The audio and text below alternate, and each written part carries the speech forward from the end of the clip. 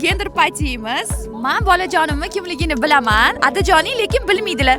Men hayajondaman, hozir bilib olaman. Nima deydi, ta'riflashga dil ojiz kim bo'lsa ham addishi xursandman.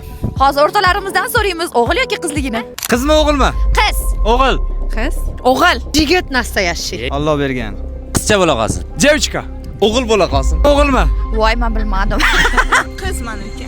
Oppa o'g'il. Mujik.